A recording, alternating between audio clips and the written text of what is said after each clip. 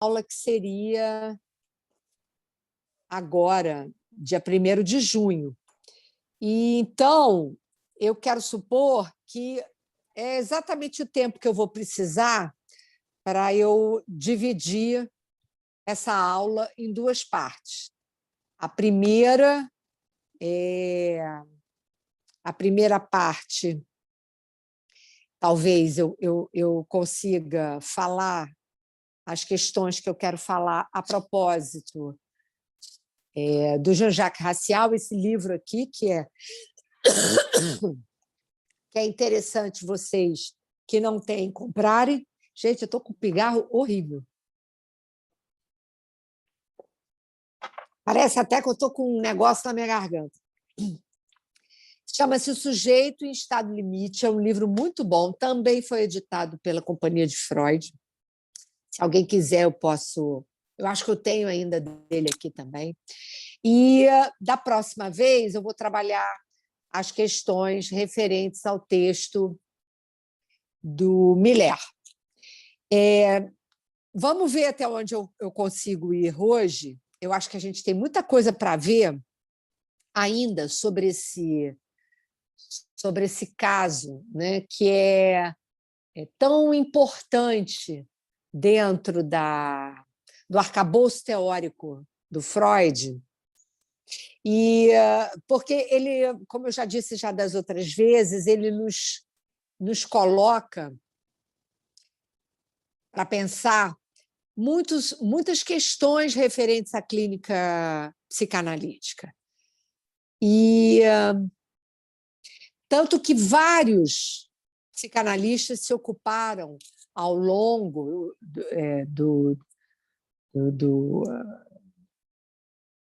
da teorização, né, da psicanálise, porque, na verdade, não são só os lacanianos, também os freudianos. Muitos analistas se ocuparam desse caso, tomando cada um viés, né?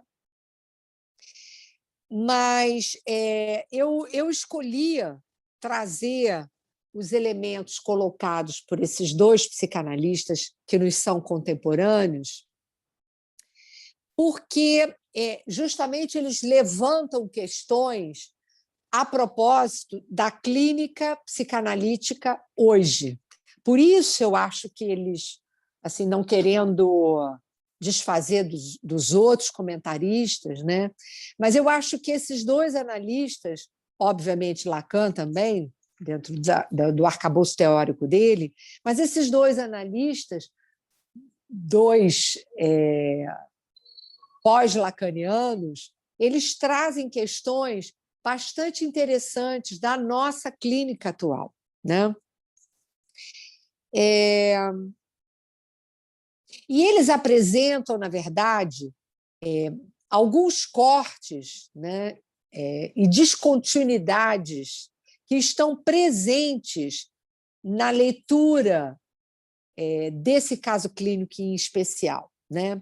E esses cortes vão explicitar efeitos temporais bastante interessantes para a gente pensar a clínica psicanalítica hoje.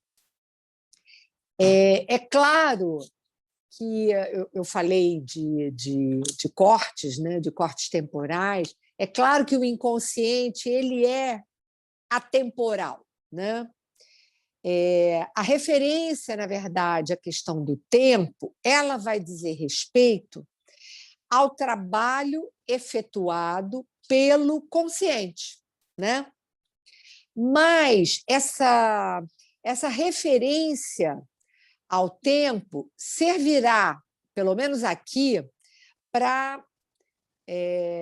como um elemento de reflexão para as distintas abordagens desse caso, ao longo de diversas linhas de pensamento dentro do campo psicanalítico. E aí eu quero trazer algumas referências do próprio Freud, onde ele retoma esse caso clínico, e é interessante porque em cada um dos seus textos, quando ele retoma esse caso clínico, ele retoma sobre um aspecto teórico muito específico. Então, no Análise Terminável e Interminável, que é um texto de 37, também na Divisão do Ego nos Mecanismos de Defesa, né, que é de 38, ele vai retomar esse caso clínico para analisar o que ele pretendia como, dentro da especificidade de cada um desses textos, como uma não resposta do caso, né? Alguma coisa é como se ele quisesse. Por exemplo, na questão da análise terminável e interminável, o aspecto, quando ele toma o caso do Homem dos Lobos, é para pensar o aspecto, né, do que determinaria essa temporalidade para o término de uma análise, porque vocês sabem muito bem que, dada a dificuldade, ele vai falar sobre contratransferência nesse caso, dada a dificuldade que o Sergei Pankejev, esse sujeito,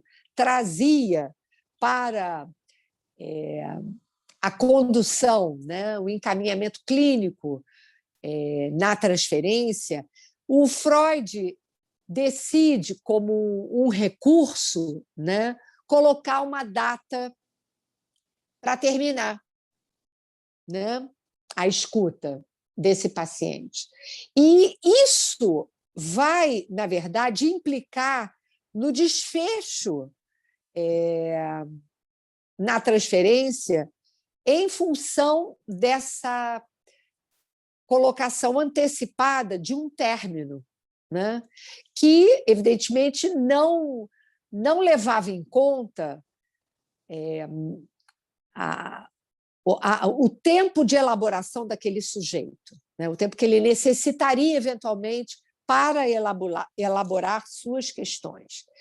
E a divisão do ego no processo de defesa, esse texto de 38, ele vai retomar o caso para pensar exatamente a questão dos mecanismos de defesa, que muitas vezes protegem um sujeito no percurso da sua análise, né, protegem o sujeito de entrar em contato com a angústia, né, de evitar a angústia.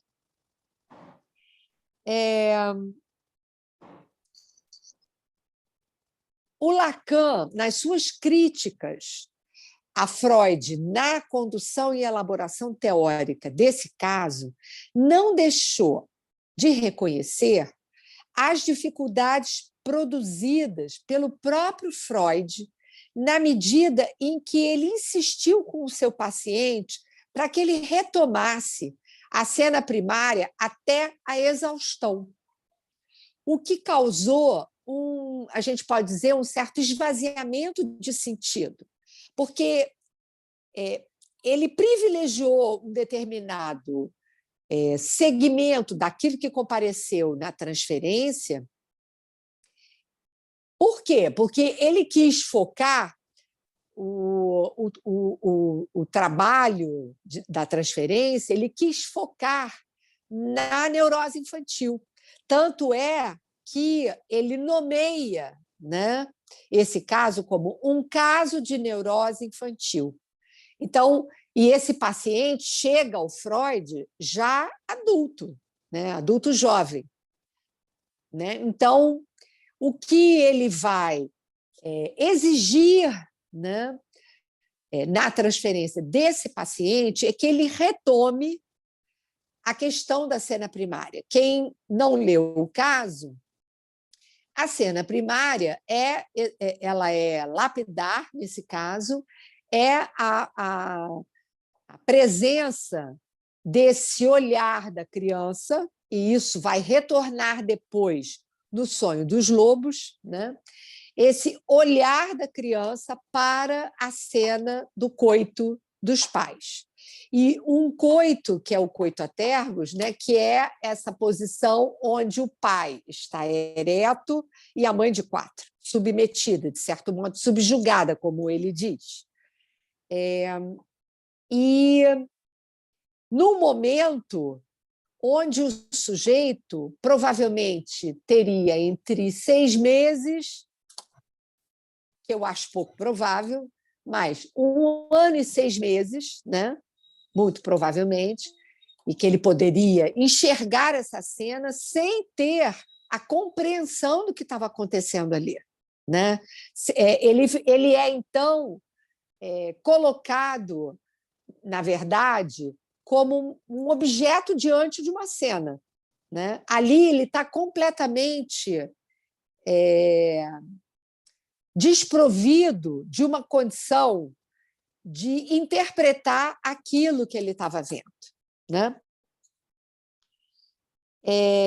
Claro que o Freud sabia que o a posteriori na transferência era dependente de uma reconstrução a partir da estrutura do sintoma que esse sujeito vai apresentar.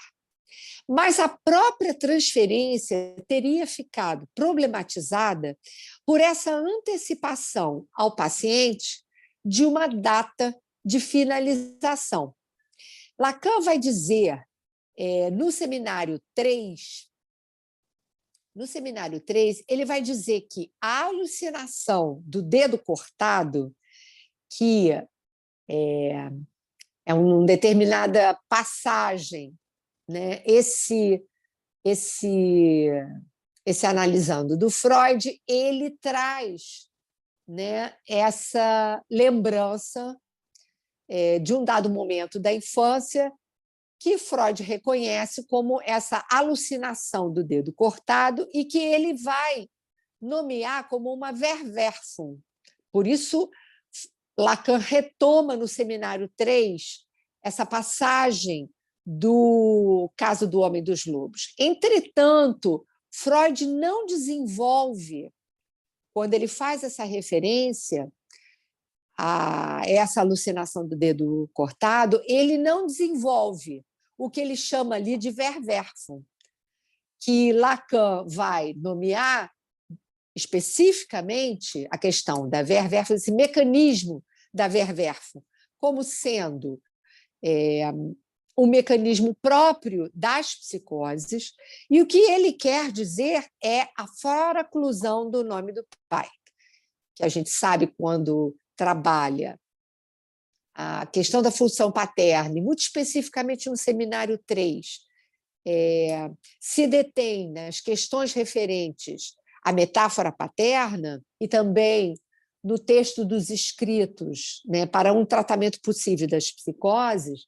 ele fala da importância não só da presença do significante nome do pai, mas da sua efetividade.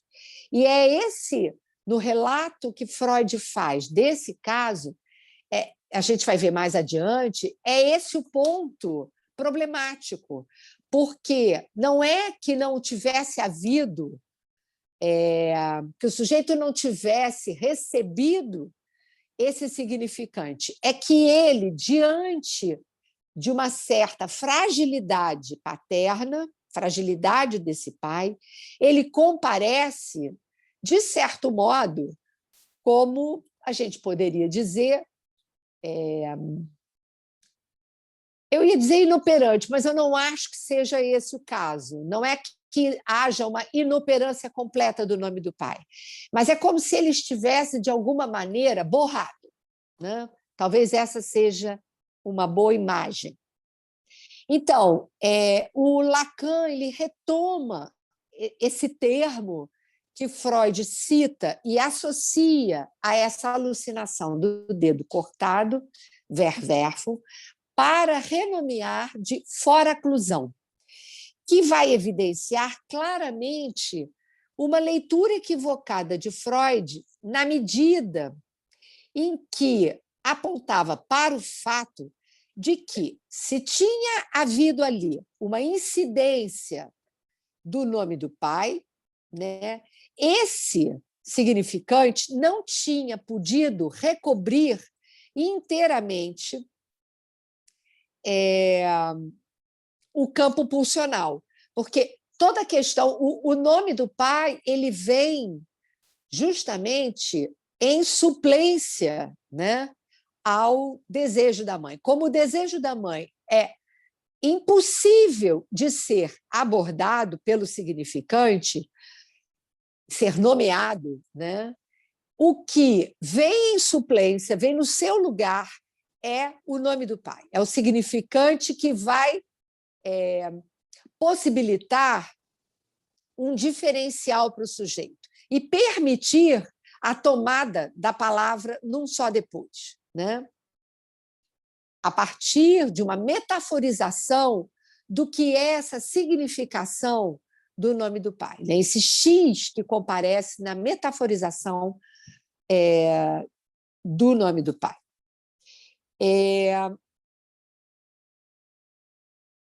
Bom, então, se há uma impossibilidade do nome do pai como significante de lei recobrir inteiramente o campo pulsional, né?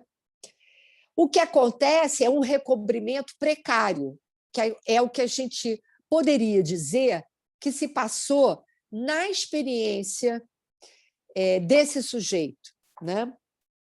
Ora, Freud se interessou em articular essa cena originária, que é justamente o coito parental. Ele vai associar essa cena àquilo que se apresenta no sonho dos lobos, né? Isso evidencia uma preocupação do próprio Freud em ir além da queixa do paciente, além daquilo que ele se queixava, e situar o que implicava justamente, o que imbricava, o que articulava os sintomas que esse sujeito apresenta, e ele apresenta uma série de sintomas, que eu não vou me deter aqui, e a questão da fantasia. O que a gente pode pensar é que, nessa precocidade da cena primária, porque o sujeito não tem o recurso da palavra, ele é invadido por essa cena, e, na verdade, o que se dá ali, né, é de que ele é visto, né, a partir dessa cena, né? Então, de certo modo, isso retorna num só depois na cena do sonho, né, do sonho dos lobos.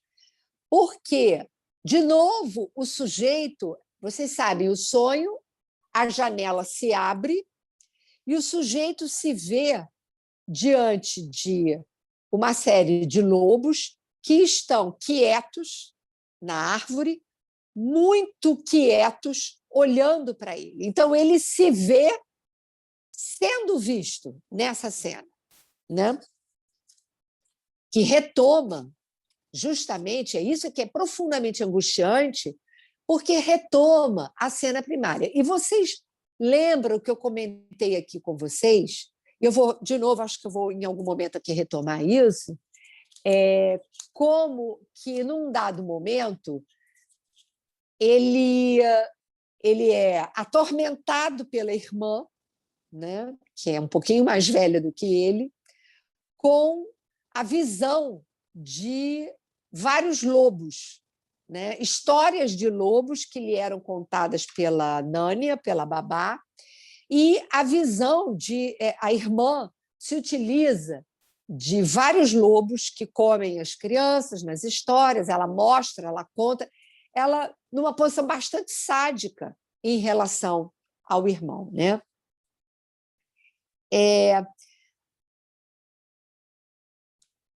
Mas o sintoma, ou a série de sintomas desse paciente não parecia ser resposta àquilo que, como recalque, teria apagado completamente essa cena primária, porque é só depois, no trabalho da análise, que ele retoma essa cena primária, né?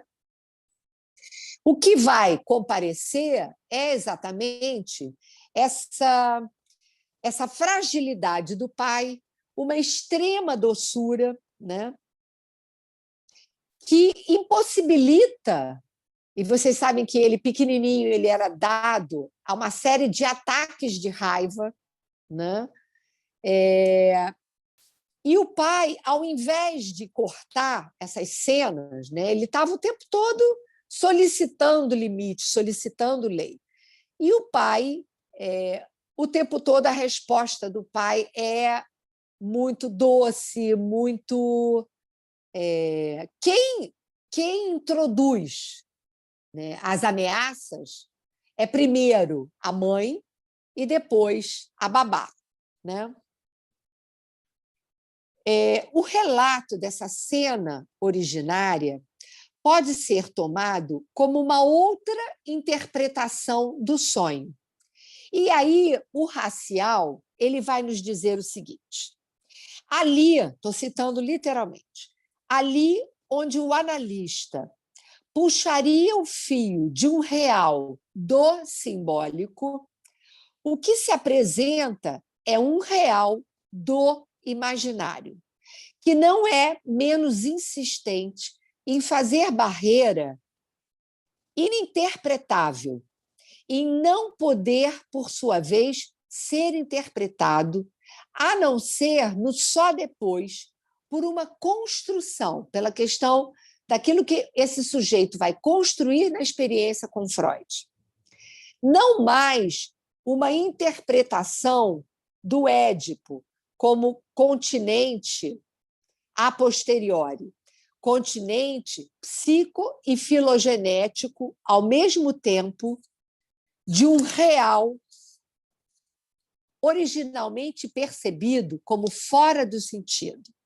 Porque o que ele está querendo dizer é que, e vocês sabem que, num dado momento, no próprio texto do Homem dos Lobos, o Freud fala da problemática edípica desse sujeito. Ele pensa num Édipo que não se resolveu a contento, ele fala dos atropelos da experiência edípica desse sujeito por essa intervenção frágil do pai e uma presença ameaçadora, sufocante da mãe, né?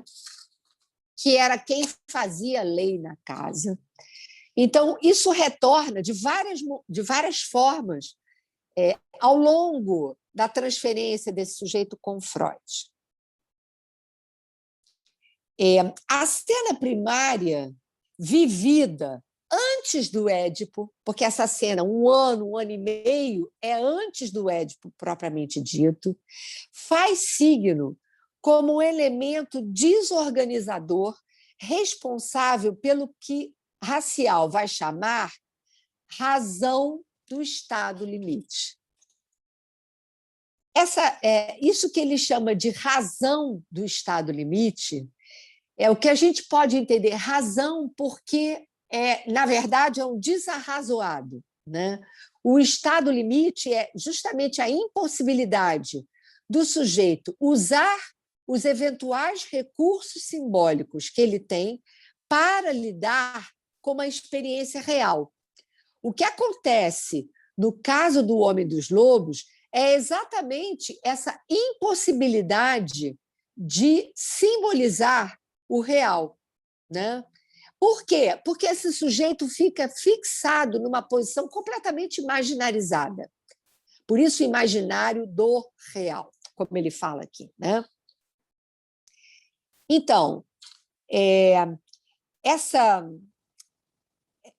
essa cena primária vivida a partir da visão desse coito parental fará o sujeito deparar-se com um impossível de simbolizar, porque antes da experiência edípica se resolver, né, algo desse real vai ser intrusivo no Édipo desse sujeito, a partir da ameaça de castração que ele sofre, né? O que acontece nessa ameaça de castração? De alguma maneira, isso vai ressignificar para esse sujeito, antes da finalização do seu Édipo, aquilo que ele teria assistido, né? Nessa cena do coito parental. E isso também vai ser sobredeterminante na vida ulterior desse sujeito, ou seja, já como adulto, na sua preferência, né, pelo erotismo anal, que vai nortear, na verdade, toda a sua vida amorosa. E, ao mesmo tempo, vai ser sobredeterminante como efeito de castração para ele, né? Na medida em que o nome do pai não vai ser justamente inscrito de forma eficaz. Racial levanta uma questão bastante interessante quando ele vai aproximar o caso do Homem dos Lobos ao de Sándor Ferenczi, que, inclusive, o Abílio trouxe na apresentação dele da semana passada, né? Um sucede ao outro no divã de Freud. E se Serguei tem sua análise datada quanto ao fim, Ferenczi só pôde terminar a sua à força, mediante uma separação extremamente traumática. Diz-nos Racial, tantos momentos psicotizantes da cura, o tipo de alienação particular produzido por uma transferência que se poderia dizer contradidática quanto à existência de sujeitos que Freud graciosamente chamava de fronteiriços. Eles não nos colocam uma questão, não colocam uma questão a cada psicanalista, mas a própria psicanálise. Porque é interessante, né, a gente... É a hora do meu remédio aqui, espera aí. Tocou o alarme aqui por causa do meu remédio. Mas é interessante da gente pensar que o que a gente chama de sujeito no estado limite, Freud chamava de fronteiriço, e que depois, mais à frente, a gente vai ver com o Miller, ele vai propor essa ideia de psicose ordinária. Na verdade, o que está em jogo é essa incidência não ineficaz, mas borrada do nome do pai, né? Qual seria, então, o elemento que permite a gente dizer desses casos, que é onde me parece que a gente pode arrolar o Homem dos Lobos, de certo modo, né? E que Lacan também, embora ele não desista da afirmação de Freud quanto ao diagnóstico freudiano de neurose obsessiva, ele vai retomar essa questão, no Seminário 3, inclusive, ele vai retomar essa questão do significante verwerfung, fora oclusão, como ele vai renomear, para falar do fato de que o sujeito não tem uma fora-oclusão de todos os significantes, mas da especificidade, de uma certa inoperância em relação a esse significante fundamental. Então, é como se o sujeito não pudesse, de fato, dar um bom destino, né, ao que foi a sua experiência edípica. Algo ali falha nessa experiência do sujeito com seu outro, né? Então, ele levanta 4 grandes questões que a clínica dos pacientes, estou falando do Racial, no estado limite, colocam a partir da sua leitura do caso do Homem dos Lobos. O Homem dos Lobos ele suscita uma transferência em extensão, ou seja, alguma coisa que extrapola a intenção, a questão clínica por excelência, e coloca um problema para o grupo dos psicanalistas. E essa questão se apresenta pela via dos impasses que a eles se coloca a partir da presença desses sujeitos no social. E eu acho que essa é uma questão interessante, porque, para além da preocupação em levantar uma hipótese diagnóstica, eu acho que o que o racial está trazendo é justamente uma discussão para os psicanalistas a propósito desses casos clínicos, que é claro que eles não podem ficar sem nenhum diagnóstico. Algum encaminhamento em termos diagnósticos a gente precisa fazer, mas é sempre de forma muito incipiente que se pode levantar algum diagnóstico quando a gente se depara com esses sujeitos que têm uma enorme dificuldade em simbolizar.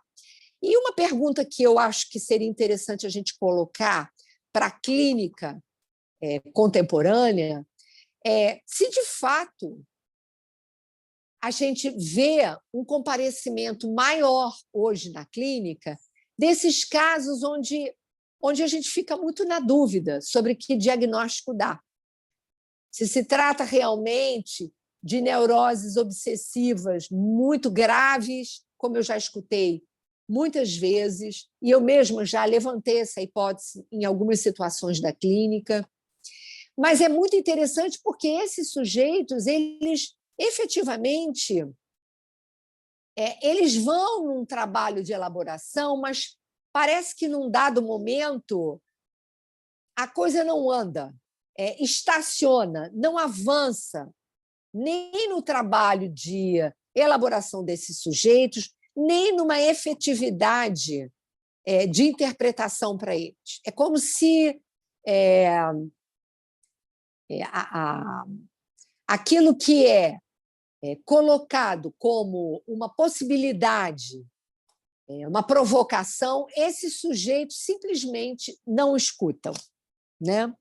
O racial, ele coloca 4 questões que eu acho que são interessantes da gente trazer aqui. Ele coloca o seguinte, como um questionamento para os analistas. O desejo do analista, nestes casos limite, no que diz respeito à direção do tratamento, ele tem a mesma eficácia que na clínica da neurose? É uma questão que ele coloca. O ato artístico, e aí isso retoma de novo uma especificidade do caso do Serguei, porque coloca... Vocês sabem que ele depois ele se tornou um pintor e ele passou a vida fazendo obras, inclusive sobre encomenda, dessa cena do sonho, né, para vários analistas. Então, a pergunta que o Racial coloca é se a questão do ato artístico, como caminho para a criação de um sintoma, né, valendo, tendo a mesma... tendo uma equivalência em relação ao nome do pai, pode, de fato, dar um contorno para esses sujeitos, um suporte. É como se, através, né, do ato artístico, o sujeito pudesse fazer suplência ao nome, que é bastante o que Lacan nos traz quando ele aborda o Seminário 23 a propósito do Joyce. O nome do Joyce é a sua própria obra, né? A obra nomeia o sujeito. E, de certo modo, aí voltando para o termo que o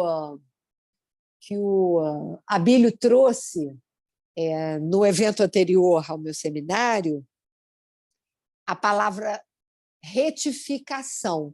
Eu não sei se exatamente faz uma retificação. Talvez a gente possa dizer que é um elemento que franqueia a possibilidade de retificação subjetiva, enfim. E a outra questão é que os sujeitos, no estado limite, exigem a articulação entre o vivido na experiência privada, lá na situação da análise, e a sua inscrição no laço social. Bom, a última questão que eu acho que é importante colocar aqui é especificamente a propósito do Homem dos Lobos e os sujeitos no estado limite. Eles exigem, na verdade, uma enorme mobilidade na transferência, né? O analista ele realmente tem que rebolar. Quer dizer, o psicanalista não pode esquecer que a condição das análises se insere num determinado laço social, ficando o ato analítico entre a interpretação e aquilo que a gente pode chamar de construção em análise. A psicanálise deve estar livre de compromissos ideológicos, religiosos, cientificismos e terapêuticas. A psicanálise exige, e essa mobilidade do analista, que eu acho que ele coloca, eu entendo como um esforço do analista em reinventar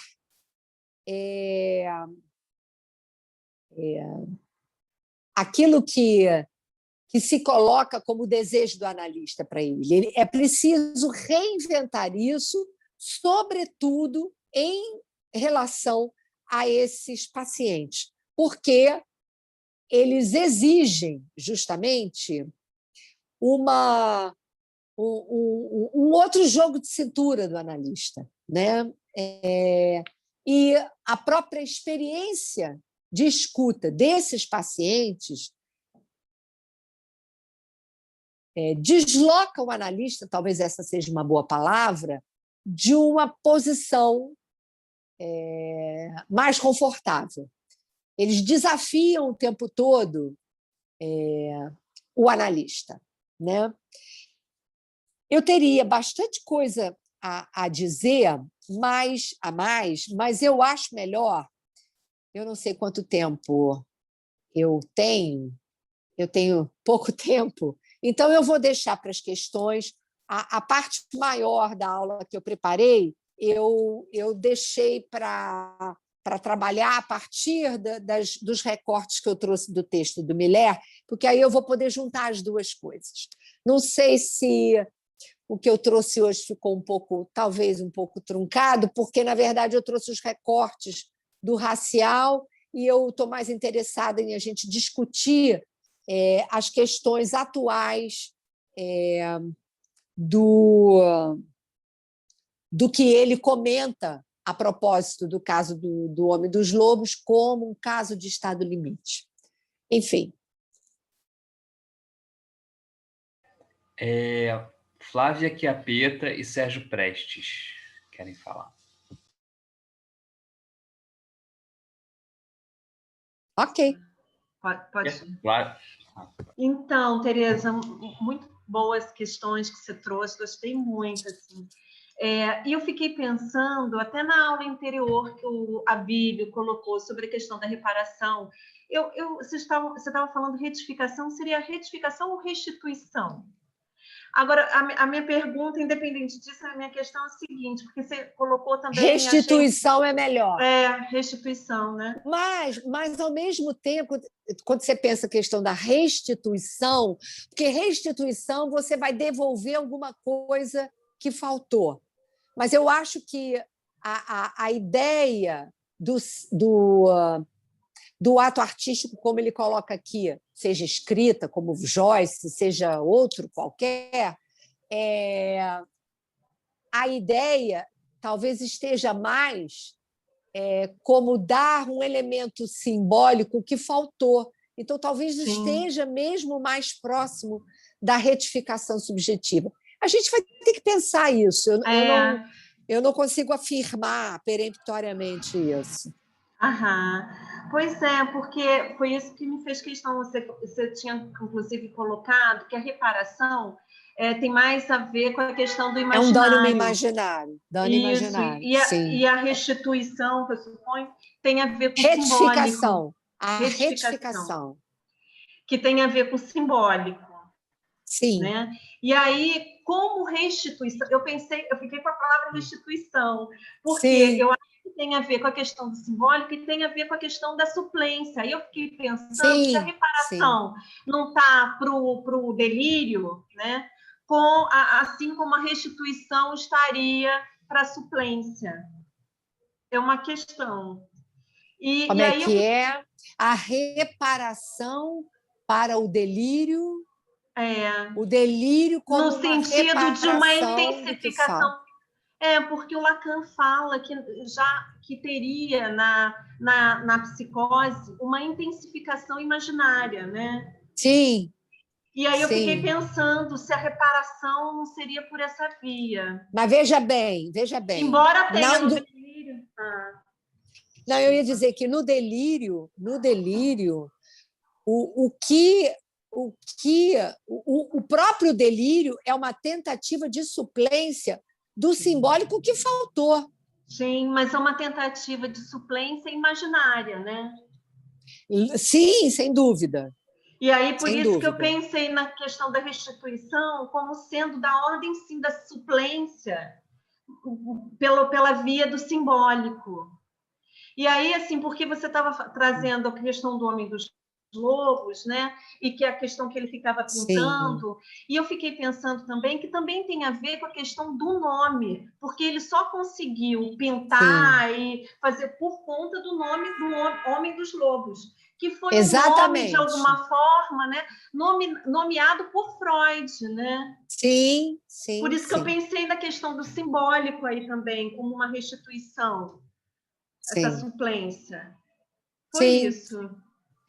Mas você ia falar mais alguma coisa, eu acho. Não, eu pensei justamente nessa questão da reparação, da restituição, a reparação da ordem do imaginário, do delírio, e a restituição do simbólico, pensando a questão da suplência.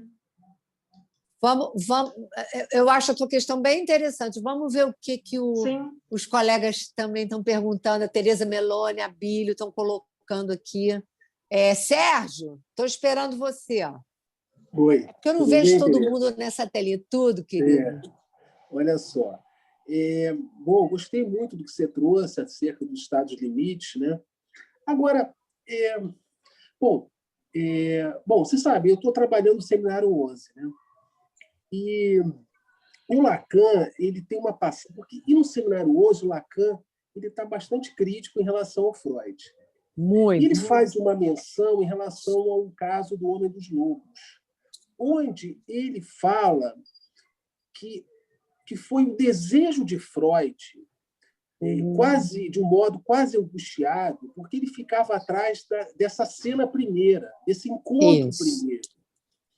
E que isso teria levado ao desencadeamento tardio da psicose. Exatamente. Então, foi a condução de Freud, desastrosa em relação a que ele pudesse falar desse... Ele queria saber da origem do Freud, né? Do real. É isso. Né? Que ele pudesse falar o real. Porque ele queria trabalhar a questão do recalque, a questão do Édipo e a questão do recalque. Esse era o ponto. Foi isso que atrapalhou o Freud. Ele estava preocupado se tinha tido recalque, se não tinha tido recalque. Ele queria cena, e tanto que ele nomeia, né? O caso de uma neurose infantil. Ele foca só nessa questão, na questão da castração. Se houve castração, se não houve castração. Mas aí, essa questão do desencadeamento tardio da psicose. Então, eu estou entendendo que o Lacan já muda um pouco essa questão do diagnóstico em relação ao Homem dos Lobos, né? Sim. Onde ele admite a psicose, né? E que, de alguma forma, o fato de Freud não ter diagnosticado o Homem dos Lobos o fez conduzir dessa forma. Quer Exatamente. Dizer, então, essa questão. Mas você vê que ele inconscientemente ele traz a questão da psicose quando ele coloca, quando ele nomeia na alucinação do dedo cortado a palavra Verwerfung. Só que ele não desenvolve isso. E o Lacan saca isso. Ali, o Lacan se deu conta, me parece, que o Freud ele recalcou o significante que ele mesmo trouxe. Por quê? Porque ele estava focando em outra coisa. Sim. E aí eu acho que a crítica que o Lacan faz a ele, você tem toda a razão, e o Racial retoma isso, mas aí retoma para a questão da formação dos analistas, que você precisa, a cada caso, né, se deixar levar por aquilo que o analisando traz na transferência. Quando você fica numa exigência num determinado ponto, muitas vezes por conta de um preconceito a propósito do analisando, preconceito neurótico obsessivo, você fecha a questão e você não se deixa surpreender. Sim. Por isso que ele fala nesse livro, Sujeito de Estado Limite, quando ele está falando do Homem dos Lobos, ele diz a questão desse caso é para a comunidade analítica porque extrapola aquilo que se passa na análise em intenção e coloca na análise em extensão, ou seja, os debates, que é o que a gente está fazendo aqui, os debates sobre as questões teóricas e as nossas, muitas vezes, certezas antecipadas em termos de diagnóstico. Uhum. Sim. Mas desculpa que eu te interrompi, você estava no raciocínio. Não, está ótimo. Não, é isso mesmo, é isso mesmo. É isso que eu queria colocar, entendeu? Porque, ao mesmo tempo, também esse caso do Homem dos Lobos fala também da função da fantasia, né? No sentido dela velar o real, né? Encobrir Exatamente. o real. Então, o caso também expõe e fala muito dessa questão da fantasia, né? Então, mas aí é que está, o sexual foi colocado prematuramente para esse sujeito sem ele ter experimentado isso no Édipo. Uma cena sexual extremamente traumática para ele, só que isso ficou completamente recalcado. Isso retorna a partir do Sonho dos Lobos, e ele faz essa conexão, entendeu? Uhum. Sim. Então o problema é que o Édipo ele é um tempo de estruturação, a gente vai ver isso, de estruturação da fantasia fundamental, que vem recobrir o traumático do encontro com o significante. O Serguei, né, o sujeito aí, ele é exposto a esse traumático antes que ele pudesse minimamente, sem nenhum recurso, de ler essa cena, né? Uhum. Sim. Então, isso retorna, pulsionalmente, isso retorna depois na vida dele em várias situações. Porque ele ficou sem recurso diante desse real, porque essa é a função da fantasia. A fantasia, né, protege o sujeito, tem essa função de proteger o sujeito desse encontro com o real. Né? Exatamente.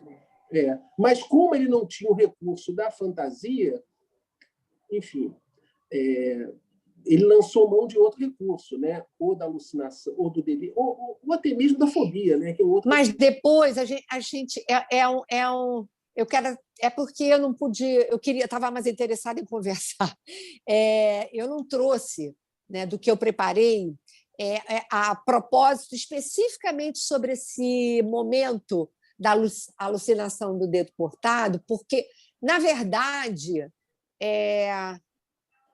a gente tem que questionar se, de fato, ali é uma alucinação do dedo cortado ou a impossibilidade de simbolizar a castração enquanto tal. Se é, portanto, uma alucinação ou se não é, entendeu? Porque imediatamente o sujeito ele se dá conta, né, de que não, o dedo dele estava lá, entende? Então, eu acho que a leitura que a gente pode fazer dessa cena ela é um pouco problemática. A gente precisa pensar. Mas a gente vai retomar na última aula, na aula de junho. Hoje não vai dar, não. Eu estou interessada em saber o que as pessoas têm a dizer. Então, tem o Felipe e Tereza Meloni querem falar. Beleza. Felipe, deixa eu ver se eu acho ele aqui, no meu Oi, vídeo. tudo bom? Boa noite. Boa noite, Felipe. Eu tenho que procurar aqui. Não estou achando, mas estou te ouvindo. Diga. Sua apresentação, enfim, encontrou lugar, assim, muito na clínica, assim, sabe? Na experiência, assim.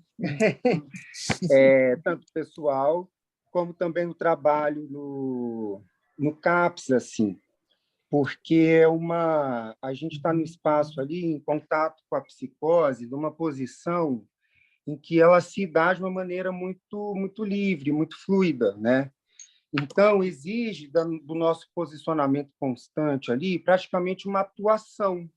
Assim, essa surpresa que você fala, né? É uma surpresa constante, uma atrás da outra ali, né? Lidando com o imaginário, com o que é trazido, com o que é falado, com o que é agido mesmo, né? Encenado. E aí, quando essa surpresa também não é tão agradável assim, às vezes exige da gente algumas posturas mais institucionais. E cada vez mais tem chegado assim uma clínica que eu costumo falar assim, é uma neurose muito grave. E na verdade parece que tem muito neurótico assim, ainda no que eu consigo nomear, né, assim, que demanda de alguma forma tem um direcionamento daquilo, mas ao mesmo tempo você vê que tem um ganho, mas há uma necessidade estrutural também de alguma forma que você haja mais de forma mais rígida, assim, enfim. Mas o que você chama de forma assim. mais rígida? Eu não Por exemplo, entendi. às vezes uma contenção química, às vezes uma barra assim, na palavra de um ato violento, por exemplo, entendeu? De tentar falar assim, olha, não é possível violência nesse espaço, assim, de uma maneira muito direta, e a pessoa está totalmente assim inquieta, entendeu? Invadida, às vezes com alucinações, delirante, você às vezes captar conseguir pegar alguma concretude da palavra, que fica muito concreta a palavra mesmo, assim. Então, assim, de uma forma assim mesmo, entendeu? Assim, muito radical. E, assim, então, deixa eu te fazer uma pergunta, Diga. você que está no CAPS. Vocês que estão lidando, né, com um público, volume talvez maior e bem diversificado nos CAPs e tudo mais, você acha, ou vocês conversam lá, a propósito de uma frequência maior de diagnósticos de psicose? Sim. Na verdade, há uma desconstrução disso, na verdade, hoje em dia. É o contrário. É o contrário. Na verdade, o que você quer dizer com isso? Me diga. A gente vê que muita gente recebeu o diagnóstico de psicose, às vezes de uma esquizofrenia, a maioria é F20, né? Assim, mas é isso que eu estou perguntando. Chega com o diagnóstico de psicose. Chega com o diagnóstico e a gente vai desconstruindo isso. Isso é o que mais tem acontecido, isso é o que mais acontece. Mas você não concorda que tem mais situações limite? E que muitas vezes, por um furor de diagnóstico, a gente coloca logo como psicose?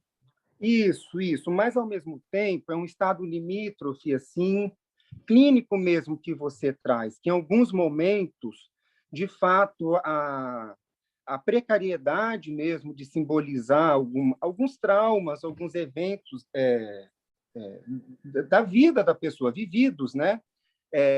De fato, faz com que fique muito no ato, fique muito...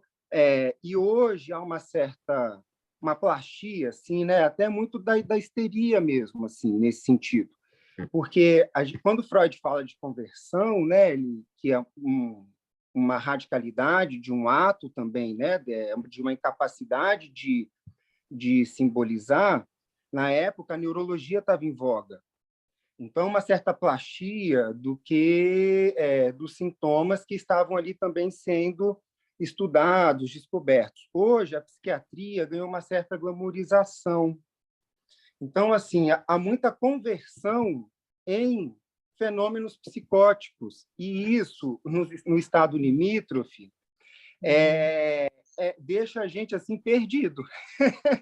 Perdido, assim, sabe? Então, assim, algum diagnóstico é preciso ser feito, porque está nesse limite mesmo, então, e alguma porque esses a gente pacientes conseguir... eles não têm, por exemplo, fenômenos elementares, eles não têm delírio estruturado, mas eles têm uma pobreza de simbolização. Sim. Sobretudo nos adolescentes. Olha, hoje eu soube de um caso assim, que me deixou muito impressionada e que diz respeito ao momento que a gente está vivendo, que eu acho que é um momento de presentificação do real, assim, como numa guerra. É uma guerra. Na verdade, como não? É uma guerra. É ameaça, né? Muito grande. E o menino não foi aqui não, tá? Foi nos Estados Unidos. Uma pessoa próxima me contou essa história, que ela estava muito mexida com isso. Um garoto de uma família muito rica, uma família bacana, uma família que dá suporte e tudo mais, um menino de 13 anos se enforcou. Se enforcou. Os pais viajaram, foram para outra casa, e esse menino estava sozinho em casa com os empregados e tudo mais, né? Está em período de escola, o garoto se enforcou. Então, assim, eu estou falando de uma situação extrema, mas na minha clínica, o que eu tenho observado, eu não sei, até os colegas vão poder falar também, certos sintomas que não apareciam estavam completamente, eu não vou dizer adormecidos, mas estavam escondidos, né? A situação extrema da pandemia fez com que essa sintomatologia comparecesse, e comparecesse de uma forma muito exacerbada. Eu não sei, eu tenho pensado muito sobre isso, né? Dessa dificuldade das pessoas de lidarem com essa presença, né? Essa impossibilidade num tempo hábil de simbolizar tantas mortes, tanta ferida aberta, enfim.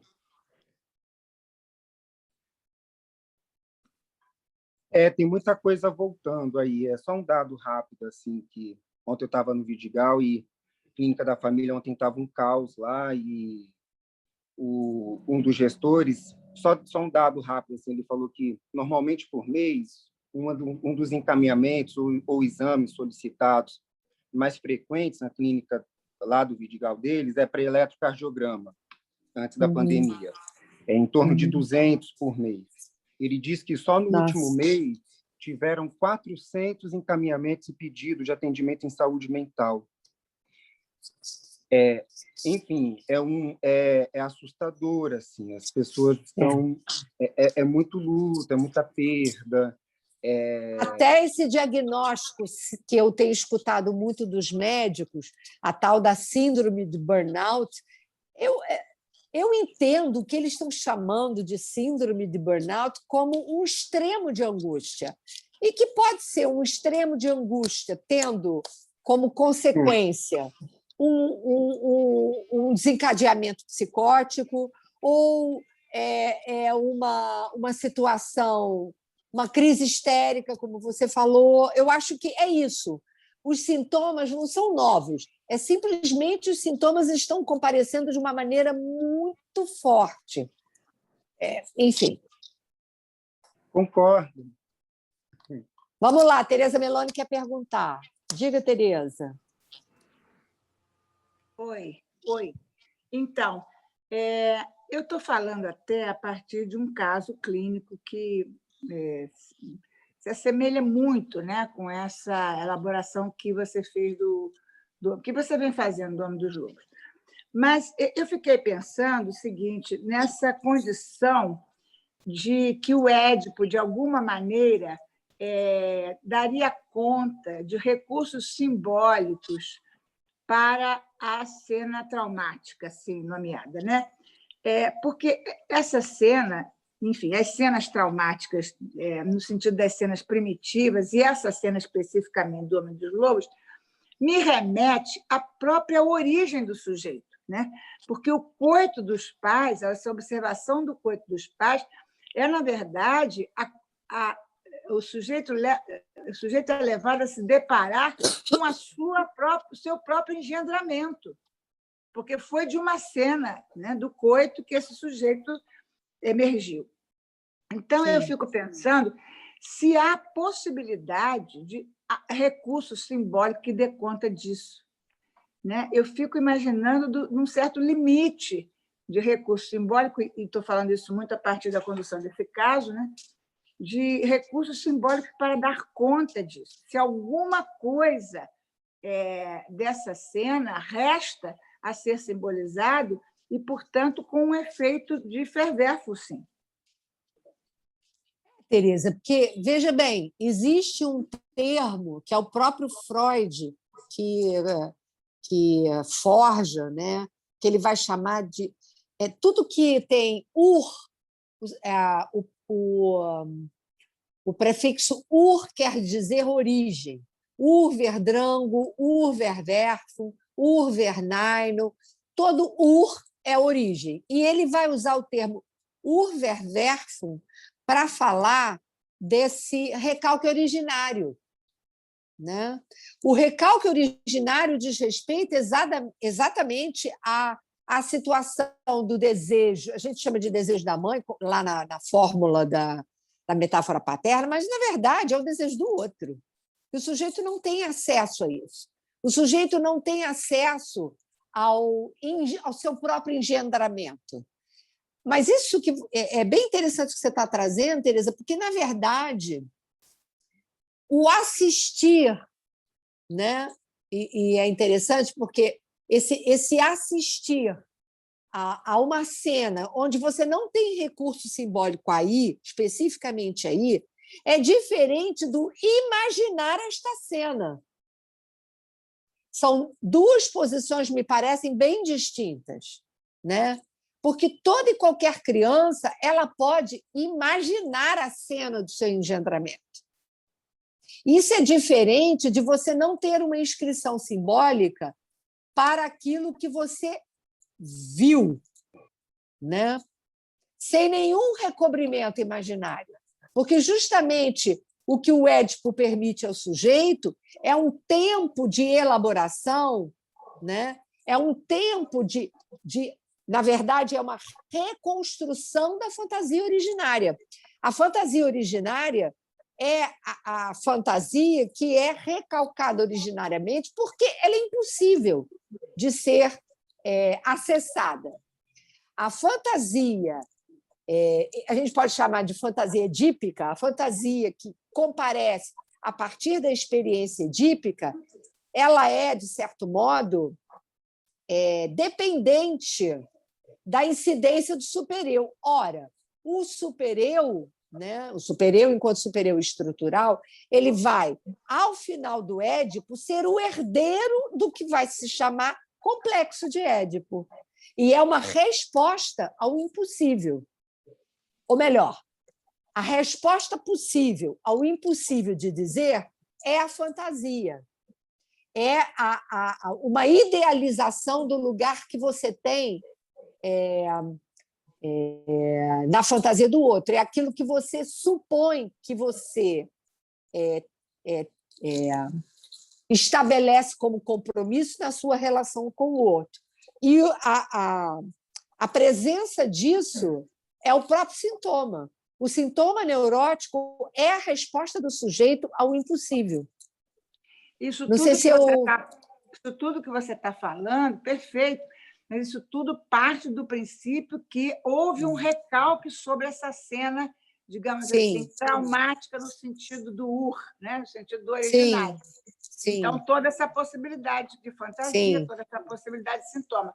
Mas, se não há possibilidade de haver esse recalcamento, né? Se essa cena se mantém de alguma maneira experimentada, vivenciada, eu vejo que é realmente impossível, né?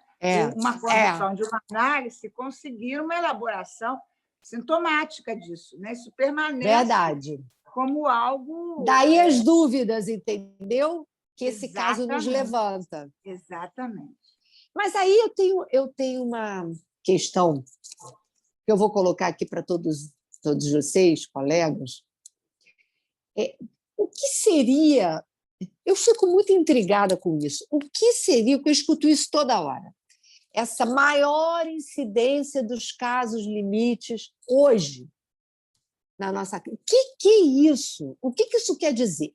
O que de obsceno a cena contemporânea está provocando que faz com que, já que a gente está falando do não recobrimento pelo significante, do traumático, né? Porque era isso que a Teresa estava mencionando, de certo modo eu também falei, o que está acontecendo hoje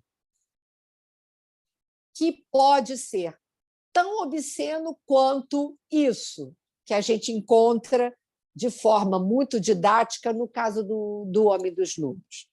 O que há de obsceno na cena contemporânea que, se é verdade isso que a gente escuta dizer, ou que a gente mesmo diz, de uma maior incidência desses casos, né, limite, ou psicose ordinária, ou como vocês queiram chamar.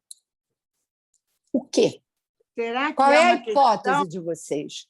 Será que é uma questão desse algo de obsceno nessa cena, porque esse algo de obsceno nessa cena sempre existiu e existirá, ou é uma precariedade da transmissão simbólica intergeracional? Mas aí é que está. Essa precariedade é ela que provoca o obsceno, Teresa. Sim. Verdade. O excesso de obsceno. É claro que obsceno, toda cena traumática, ela carrega o obsceno, por isso ela tem que ser recalcada. Mas eu estou falando de alguma coisa que diz respeito à nossa contemporaneidade, até para a gente questionar se, de fato, aumentou a incidência. Eu não sei dizer.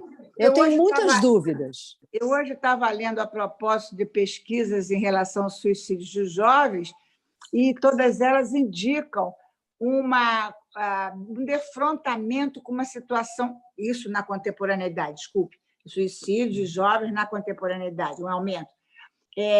Isso aponta para um caos, né? Um defrontamento com um caos simbólico, portanto, um caos de representações sociais e institucionais de uma maneira geral. Eu estava lendo isso hoje. Você quer ver algumas cidades e alguns países, mas eu vou falar de cidades. Algumas cidades, aqui no Brasil mesmo, tem um índice absurdo, ninguém fala sobre isso, um índice absurdo de suicídios. Brasília é um dos maiores índices de suicídio do país. Vocês sabiam disso? Pois é. Tóquio é outra cidade com altíssimo índice de suicídios em jovens, adolescentes, crianças. Tóquio. O que há? Qual é a questão? Será que é... E aí toca um pouco no que você trouxe, Teresa, muito bem recortado, uma precariedade da transmissão A gente vai falar isso à exaustão, eu diria, da próxima vez. Uma precariedade da transmissão, da efetividade do nome do pai. É o que a gente, inclusive, vai encontrar nos textos do Philippe Julian. Ele fala sobre isso num livro maravilhoso que ele trabalha, Neurose, Psicose e Perversão.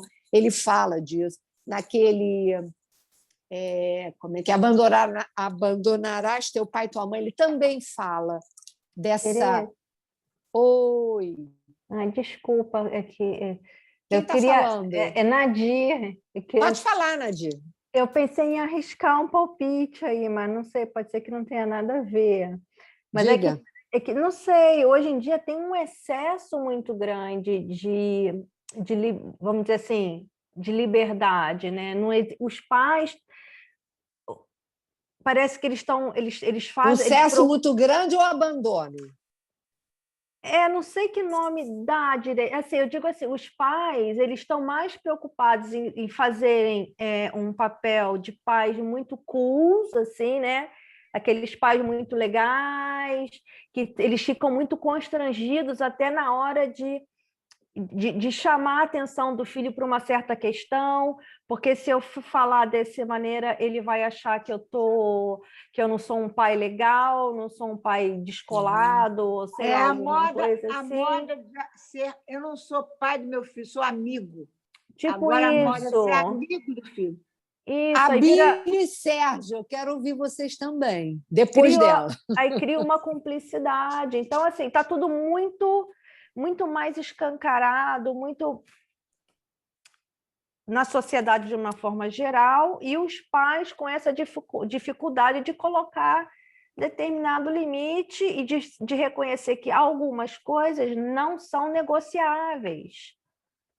Dá para negociar algumas coisas, claro, óbvio, mas algumas coisas não tem, não e pronto. E assim por Mas diante. eles não se autorizam porque estão culpados, porque eles estão dirigindo o olhar para outra coisa. Sim. Eles estão preocupados com outras coisas. A vida contemporânea, me parece, ela tirou a intimidade. Ela tirou, estou sendo exagerada, mas eu acho que diminuiu muito a intimidade, né? A relação íntima dos pais com seus filhos. Talvez seja isso. Eles não se sentem autorizados, né? em botar limites. Eles se sentem... Eles preferem que o profissional diga se o que eles estão fazendo está certo ou está errado, porque realmente eles não sabem mais. Mas eu queria ouvir um pouco os colegas que eu sei que também têm uma experiência grande com adolescente, com a psicose. Tem uma pergunta aqui do Agostinho, ele colocou aqui. É o imaginário invadido pelo real e o simbólico fora cluído? Será isso? Isso num dado momento. Sim. E aí teve outra Sim. aqui. O diagnóstico... Agostinho, abre o microfone, Agostinho. Ele pediu para eu ler, não sei se... Tá bom. Qual que é a outra? O diagnóstico aí não terá a função de uma hipótese de trabalho? Isso foi na hora que o Felipe estava conversando e tal. Sim. Sim. Está coberto de razão. Está complicado abrir aqui, porque eu estou com a internet muito ruim. Eu não sei nem se a minha imagem está aparecendo. Tá sim. Eu não estou te vendo, a internet aqui em casa está péssima. Eu tenho, inclusive, cada vez que eu vou fazer uma live, eu tenho que ir para o meu consultório, que eu nem tenho ido Agora atender eu estou te vendo. por causa da pandemia. Então, eu fiz por escrito, porque já hoje mesmo de manhã eu não consegui, pelo Skype, participar do grupo lá com o Luiz Alberto, do Psilitera Machadiano.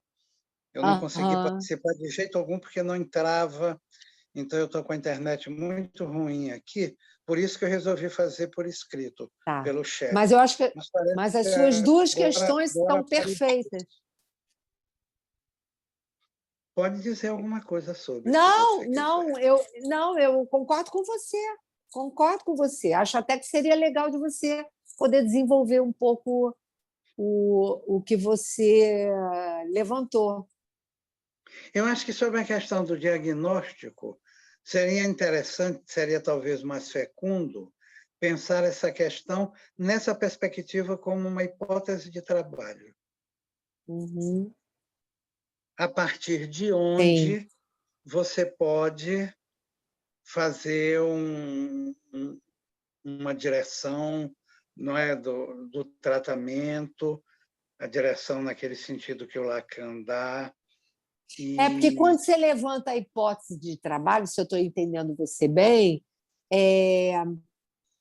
você se afasta dessa pré-ocupação diagnóstica para você se deixar ensinar pelo caso. Seria uma hipótese de trabalho analítico. Exatamente. E aí eu consigo entender melhor até com o que você está trazendo o que o Racial propõe logo no início do capítulo que ele vai trabalhar o Homem dos Lobos, nesse livro. Ele vai falar que a importância desse caso é muito mais para a comunidade analítica se interrogar sobre a sua praxis. O desafio que é aquilo que Freud já tinha nos ensinado, que é o tomar cada caso como se fosse o primeiro, como isso é difícil, porque há uma certa exigência, inclusive, não só entre os analistas, mas às vezes da escola, às vezes da família, que a gente coloque, né, de saída um diagnóstico, entende? E isso fecha a questão, ao invés de fazer o analista se mexer, ele fica confortável, né? Pois é. E em relação ao analisante, essa questão da hipótese de trabalho seria algo no sentido de colocá-lo para trabalhar. Sim. Porque, afinal de contas, ele é que trabalha. Num certo sem sentido. dúvida. Sem dúvida. Quer dizer, seria uma hipótese de trabalho não só em relação ao analista, como talvez principalmente em relação a colocar o sujeito para trabalhar. Sim, sim. Até porque quando ele recebe, por exemplo, fulano tem transtorno de déficit de atenção, ele vira o transtorno de déficit de atenção. Tudo gira em torno disso. E ele não trabalha coisa nenhuma. Você tem toda a razão. E aí você colocaria o sujeito para trabalhar sem explicitar para ele nenhuma hipótese, mas a partir de uma hipótese que você tem consigo como hipótese de trabalho. Uhum. E a partir de uma direção adequada, digamos assim, você colocaria marcações a partir das quais ele trabalharia, dentro de uma hipótese que nem é explicitada para ele. Uhum. Ouvindo o Agostinho agora, eu fiquei, um minuto só, rapidinho, fiquei pensando se essa proposta que o Agostinho coloca, ela é para todos, não só para os casos lírios. Ela é para verdade, todos. O trabalho para analítico todos. a partir das entrevistas preliminares, né? Sim. Sim. Sérgio e Abílio, estou esperando os dois. Posso falar, Tereza? Pode. Nossa, a gente está ouvindo tanta coisa legal aqui, interessante, que é tão bom ouvir. Enfim, eu estava pensando aqui o seguinte, Tereza, a partir até do que o Agostinho coloca na questão ali onde ele traz os registros, né?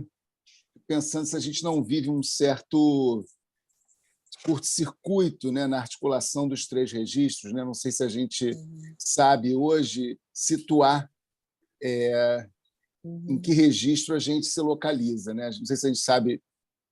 Eu digo mesmo assim, no sentido mesmo da nossa posição na cena do mundo, se a gente consegue articular esse real simbólico imaginário.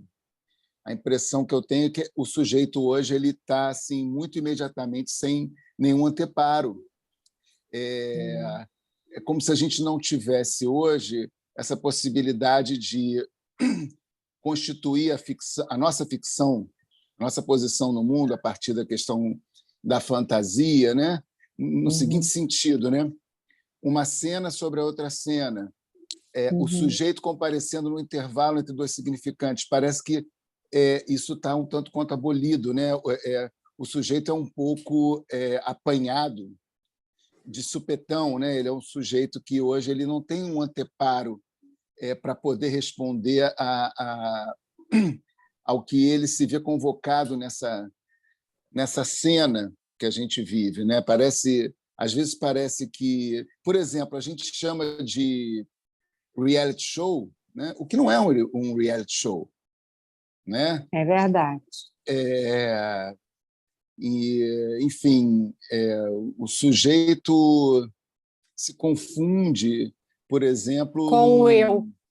Isso.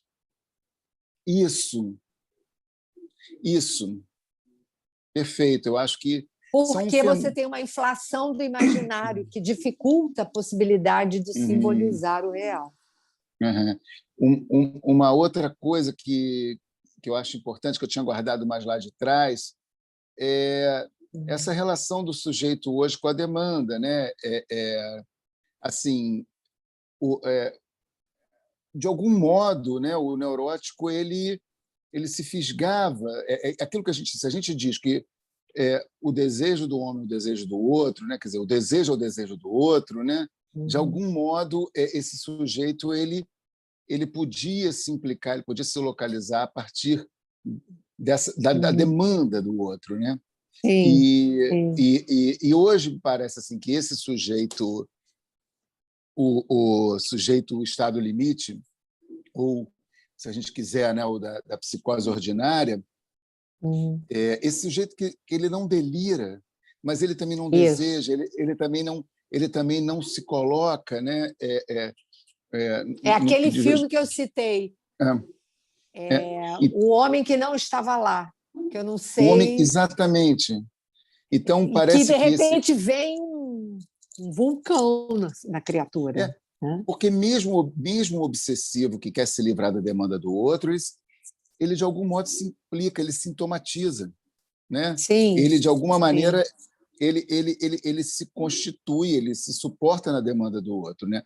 Mas esses sujeitos hoje parece assim que eles não são capturados pela demanda do outro. A demanda do outro parece assim que é uma coisa que é aquele laço que tenta enlaçar o sujeito, mas cai, né? O sujeito não é mais enlaçado. Mas por que será que isso acontece? Uma nadificação, né, do desejo parece muito mais, me parece muito mais próximo da melancolia. Não sei. Estou aqui, entende? Assim, aí são questões. É interessante. Você me perguntou, eu estou mandando aqui tudo que me ocorreu. Não, é bacana isso. Não, é interessante o que você está falando, porque será que... Porque o tempo todo que está na minha cabeça, assim, que eu tenho me perguntado, quais os elementos da nossa contemporaneidade que possam estar contribuindo para isso? Porque esse diagnóstico a gente está fazendo, mas cadê? Onde é que está o problema? Né? A Teresa trouxe uma questão super interessante, que é essa que como é o nome dele? O Julian já tinha falado no livro dele, em vários livros, diga-se de passagem. O próprio Racial fala aqui nesse livro, essa fragilidade que a gente vê no Pai do Homem dos Lobos, uma fragilidade na efetividade da sua transmissão. Não é que não haja transmissão, mas há uma fragilidade, a coisa fica meio borrada, mal passada. Né? Sim. Isso tem que ser... Desculpa. Só um instante, Teresa. Eu me pergunto se não e aí você trouxe a questão de uma certa melancolização, se não é esse olhar desviado dos pais, entende? Sim. Porque a situação familiar, e isso eu não estou querendo culpabilizar ninguém, o que eu estou querendo dizer é que a vida contemporânea coloca o sujeito de diversas formas culpado. Muito culpado. Ele é culpado se ele... Eu já escutei isso de alguns pacientes. Ele é culpado se ele não dá toda a atenção na casa, mas, por outro lado, ele é culpado se ele não ganha dinheiro suficiente para dar o conforto que ele quer dar à sua família. É um problema. O cara não estabelece, de fato, as suas prioridades. O que é prioridade para a sua vida subjetiva? Ele tem que responder a tantas demandas que ele se afasta completamente da sua posição desejante, inclusive do porquê ele desejou ter um filho. Sim. Tereza, a Nadir falou aí, né, da questão desse liberalismo dos pais de hoje, né? Sim. E eu estava pensando assim, né? Isso não é, na verdade, um voto de liberdade, isso é uma isenção. Né? Muitas vezes, esses pais se colocam numa posição assim liberal para não se arriscar no seu fracasso, né? Enfim, não há voto, não há voto.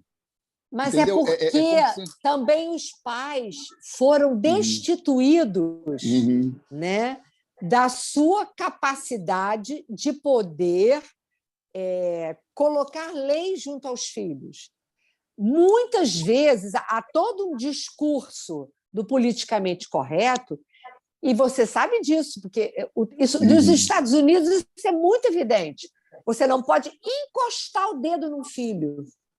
Ou você está seduzindo a menina, né? Você está seduzindo, ou você está maltratando. Você está, como é que se diz? Assediando, né? No mau sentido, no sentido de você... E também maltratando o seu filho se você dá uma palmada, se você... Entende? Os pais têm medo, Sim. Eles estão com medo. Sim. Eu queria falar... São pais amedrontados. Pode falar, Sim. Tereza. Eu queria falar entre vocês, entrar nesse meio. Bom, primeiro a gente tem que ter muito cuidado com essa questão da transmissão frouxa, precária, furada do pai, porque, na verdade, quando Lacan trabalha essa questão da transmissão do pai, desse legado do pai, o que ele quer valorizar é exatamente aquilo que o pai não pode passar, ou seja, o seu furo, o seu pecado. Sim. A outra coisa que eu quero falar, de uma maneira um pouco brincalhona, mas discordando, abrindo uma outra visada nessa conversa entre você e o Abílio, é que se a gente for, de alguma maneira, apontar onde é que está a causa, nós vamos parar no Adão e Eva. Porque não, Tereza, mas não é por aí. Tereza, não é isso. Eu estou falando de brincadeira, então deixa eu só terminar. É uma figura.